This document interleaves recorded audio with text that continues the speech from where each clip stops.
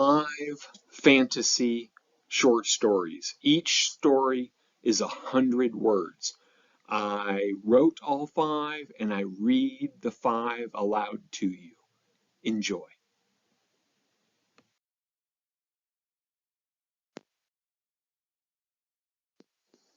The marvelous captain of the Orange Cavalry, Sir Thornton, laid on the poop deck with his braids out the railing and his lips kissing the boards. He prayed for death as bile from his stomach swayed with the roll of the galley. As he cursed every divine and every wizard, the world swirled around him. His 4 legs laid limp, spread out, and his hands gripped the painted railing posts, trying to stabilize himself against the wicked waves. Centaurs were not made for sailing. He should have stayed where he belonged. No gold or glory was worth death by vomiting. Parenting. The Minotaur mother held the flickering lantern at arm's length, so the light touched each wall of the dry ebony elbow. With wide pupils, she still could hardly see anything useful. Children? She stretched out the syllables and lowered her tone to increase the echo effect and reach further. Why did children always ignore warnings? Why did their youth lie about their invulnerability? She couldn't remember ever disobeying her elders, but she was sure she had. The wick pulled the last drops, and the fire greedily ate without a swallow. The light dimmed and burned out. She hopelessly wept. Children?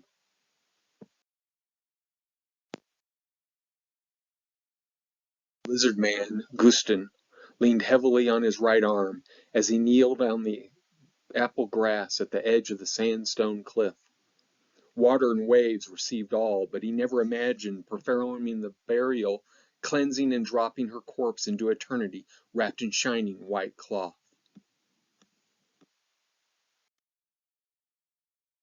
Within the egg life began, and into the ocean eternity began.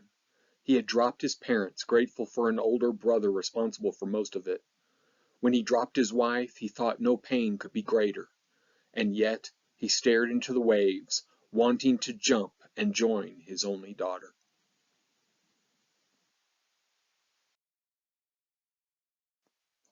Please like and subscribe and comment. Let's form a community and stay engaged.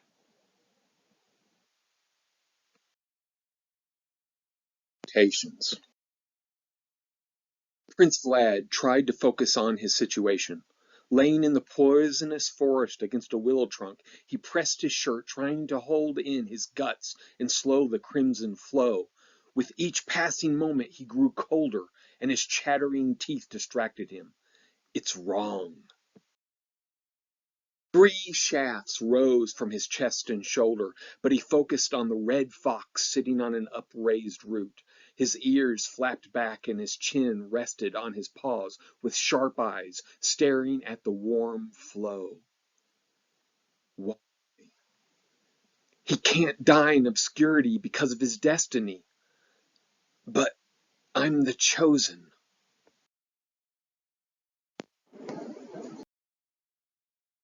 I hate being covered in dragon blood and goo. Everyone focuses on the battle between hero and dragon, but the work afterward is the payday. Fight lasted a few moments, but the carving has continued for hours. After dropping the spleen in a barley bag marked for Sorcerer Supreme, I stretch my back. With the edge of my sleeve, I rub some goo from under my eye, hoping it will improve the smell. Not for the first time, I consider the cost of paying others to do the work. But never, because profit is profit, as the capitalists say. Payday by Jemar.